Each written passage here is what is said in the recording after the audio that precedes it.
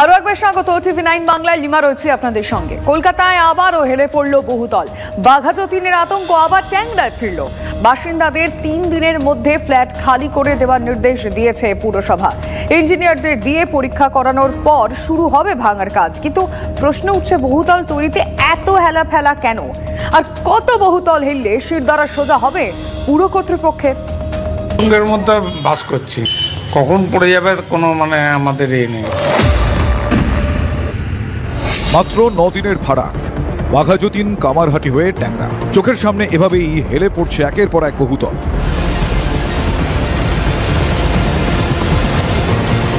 বুধবার সকালে ট্যাংরা এলাকায় আতঙ্ক ছড়িয়ে পড়ে। স্থানীয়রা দেখেন নির্মীয়মান বহুতলের গায়ে হেলে পড়েছে সবুজ রঙের আরো একটি বহুতল, যেখানে 13 ঘর বাসিন্দা থাকেন।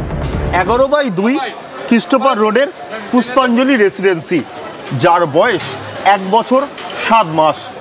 60 বছরের পুরনো বাড়ি ভেঙে এই বহুতল তৈরি করা হয়েছিল, আর তার পাশের যে বহুতল তা তৈরি হচ্ছে।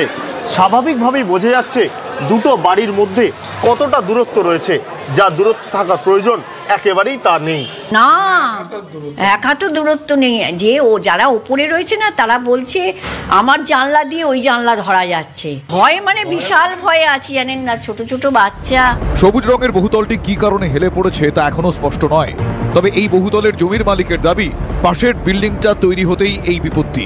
আমার তো বাগান বাড়ি এটা ছিল, আমি তো দিলাম শুধু আমার এই জল ঢুকে যেত ঘরে, একদম পুরো নিচু ছিল তো বাড়িঘর, যার জন্য নষ্ট হয়ে গেছে। পরে আমি প্রমোটারকে দিই, কিন্তু আমি একে জোর গলা এখন বলবো, আমি ক্ষিপ্ত হয়ে গেছি।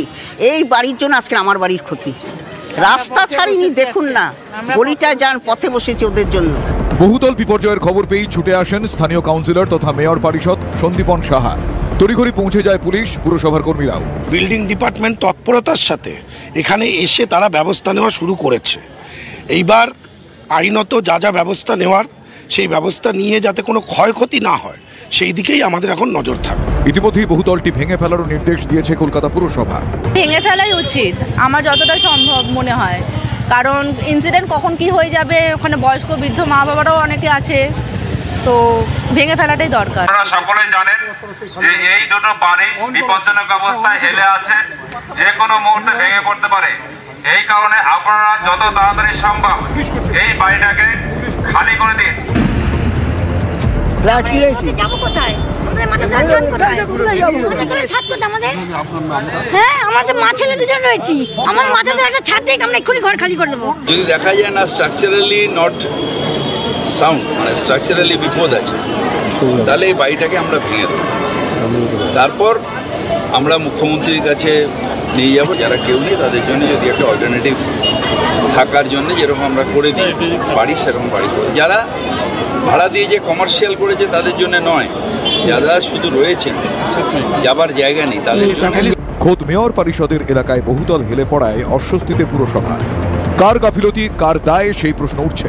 কোন প্রমোটার কি করেছে পরে ধরুন, আগে ওই বাড়ির নকশা কে পাস করলেন, নকশাকে অনুমোদন কারা দিলেন, কি করে বাড়িটা হলো তার সুপারভিশন কেউ থাকলো না। বাড়ির ভিত্তি যদি কাটমানি হয়, বাড়ির ভিত্তি যদি ইট বালি সিমেন্ট না হয়, সবই যদি বেআইনি হতে থাকে আর সবই যদি বন্দোবস্তে হয়, তাহলে এই অবস্থাই হবে। কর্পোরেশনের অবস্থা ভানেমা ভবানী, এখন এক কাটা জায়গায় 5-5 তলা বাড়ি করে দিচ্ছে। আজকালকার দিনে যদি একটা নির্মীয়মান বিল্ডিং হয়, সেখানে কাউন্সিলরের সন্দেহ হলো যে এটা কতটা স্যাংশন আছে, আমি লোক পাঠালাম। এবার পরক্ষণেই অভিযোগ উঠবে কাউন্সিলর লোক পাঠিয়ে দাদাগিরি করছে, বিল্ডিং কনস্ট্রাকশন বন্ধ করে দিচ্ছে। তো এইরকম সিচুয়েশন আমরা অ্যাভয়েড করছি। গোড়ায় গলদ বা নজরদারির অভাব, কারণ যাই হোক না কেন পুরসভার ভূমিকায় ক্ষোভ জমছে। বাড়ি হেলে পড়ছে না, টেকনিক্যাল কারণে বাড়ি হেলে পড়ে, সেই ইঞ্জিনিয়ারিংরা সে ফলটাকে ঠিক করবে। অ্যাজ পার কেএমসি অ্যাক্ট কাউন্সিলরদের কোনো দায়িত্ব নেই, কোনো ইয়েও নেই যে কাউন্সিলর করে দিয়েছে, এরকম নেই। বাঘাযতীনে বাড়ি হেলে পড়ায় বাম আমলকে দোষেছিল শাসক দল। ট্যাংরার ক্ষেত্রে কার ঘাড়ে বন্দুক রাখবেন তারা? Bureau report, TV9 Bangla.